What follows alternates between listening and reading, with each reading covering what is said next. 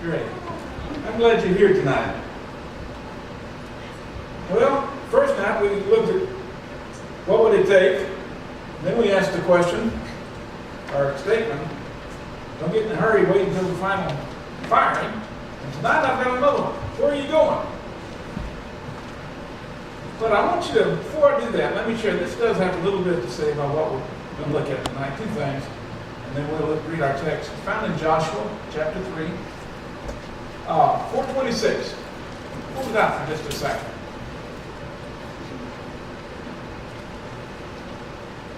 There are some songs that change your life, and for different reasons. Sometimes it's where you were when you sang it, what happened, what occurred there.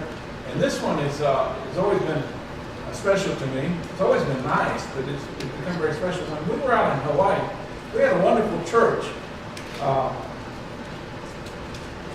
Sunday school wasn't all that strong. They put more emphasis in the worship than they did Sunday school, kind of different from what we do here. We'd run 50 in Sunday school and 130, 140 in worship. People would come out for it. The odd thing was their music was horrendous. They had a lot of talented people that could sing, but the congregational singing, bad. Now, I didn't say anything about it. I'm smarter than I look. I just sang one along with it. But the people in the choir kept singing, boy, that was terrible, And they finally, one day they said, that guy had been coming in the back, sitting on the back seat? Everything was open. All the windows were open, and the whole area is open. And you could come in, sit on the back seat, and go out before anybody could catch you. And I said, I've seen him, but I haven't met him yet. And he said, well, he sings pretty good. Why don't you see if he can lead music? So I went and talked to him. His name is Gene Bartlett. And his story was interesting. He grew up in Oklahoma. A guy can forgive a lot of things. It takes a lot more grace for Oklahoma than it does a lot of other places in the world. No, seriously, he's from Oklahoma.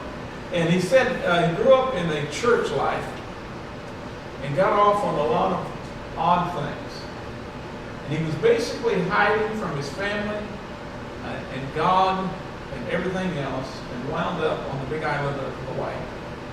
And been out there, hadn't been to church in about 23 to 24 years. He lived on the other side of the island. I don't know what possessed him to come by our place. He may have heard this guy from Texas there, close to Oklahoma. But he'd been attending for a couple of Sundays, or more than that. So one day I devised a way. I had somebody else dismiss him in prayer, and I ran out real quick and caught him and got to talk to him. And he was telling me a story after that. And I asked him, I said, Gene, do you sing? He said, well, I've sung before. I said, have you ever led congregational singing? He said, well, once or twice.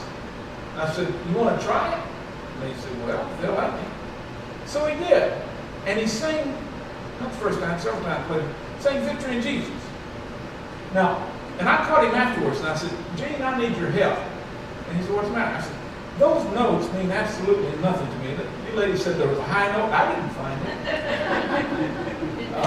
it. So if you're not compelled to actually worry about whether you're hitting the note, you don't have to worry about it. You just sing it. In the second line of this one, I said, how do you know how to sing that? I said, in Texas, we sing to save a wretch. We've got a little ditty in it. Yeah. And sometimes people smooth it out to save a wretch. And I said, well, how do you know how to sing that? He looked at me and said, Granddaddy wrote it.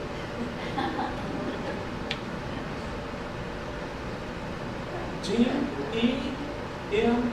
Bartlett. Eugene Bartlett. This was Gene Bartlett for 30. His daddy wrote, Set My Soul Afire. His daddy was the music person for the state of Oklahoma. Now here's the story about it. Gene had not been serving the Lord or comfortable with the Lord for over 23 years. He wandered into a church out in the middle of nowhere. He had to get there by boat, by airplane, no way to get there. He thought he was safe. And the Lord found him there and put him back into ministry. He served our church faithfully as a music director for about a year while I was there. And then when I left, I learned a little later, about a year after I left, he passed on, one week before. And the last line, in some sweet day, I'll sing up to the song of victory. Makes a difference to me now when I know Gene and his dad and his granddad. They know how to sing the song, don't they? Some sweet day, That's going to make sense in a minute. I want to share one other thing I carry with me in my truck now. A pickup. It's called a GPS. How many of you know what those things are?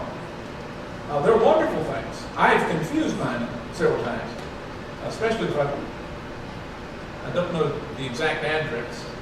But the one thing I have become comfortable with, if you're lost out in the middle of nowhere in a city, you don't know what's going on, and it's dark, and the streets look dangerous, there is a button on that GPS that says, home.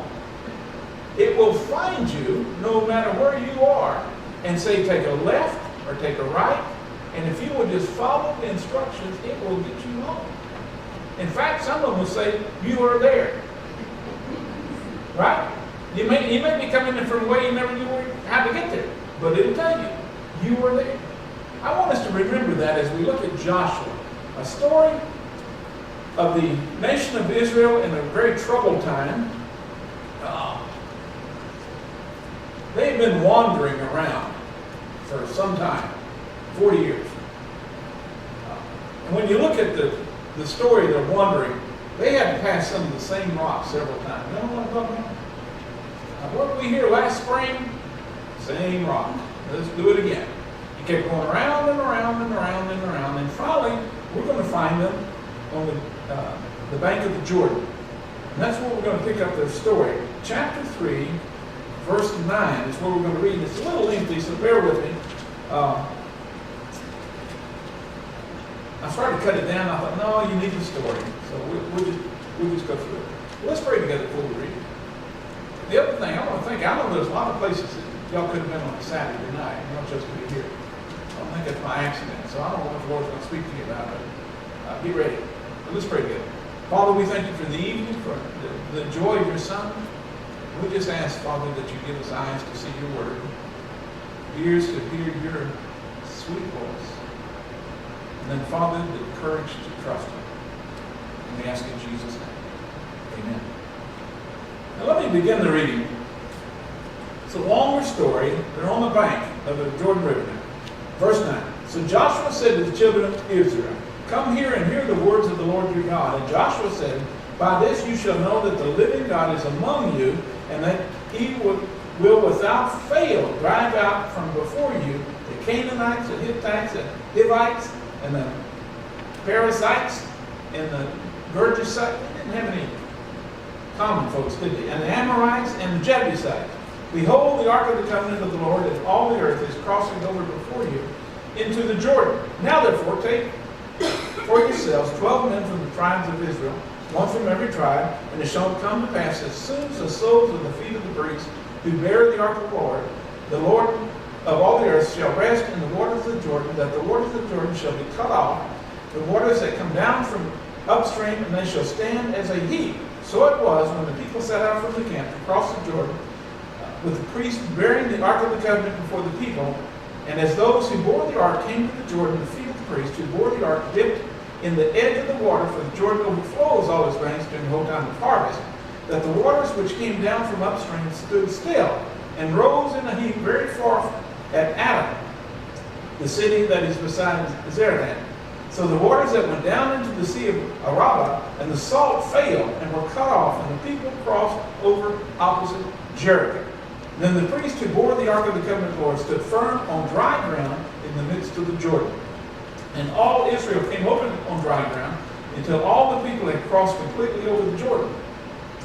And it came to pass, when all the people had completely crossed over the Jordan, that the Lord spoke to Joshua, saying, take for yourselves 12 men from the people, one man from every tribe, and command them, saying, take for yourselves 12 stones from here, out of the midst of the Jordan, from the place where the priest's feet stood firm. You shall carry them over with you, and leave them in the lodging place where ye lodge tonight. And Joshua called the 12 men, whom he had appointed from the children of Israel, one man from every tribe. And Joshua said to them, cross over before the ark, your God, in the midst of the Jordan, and each one of you take up a stone on his shoulders, according to the number of the tribes of the children of Israel.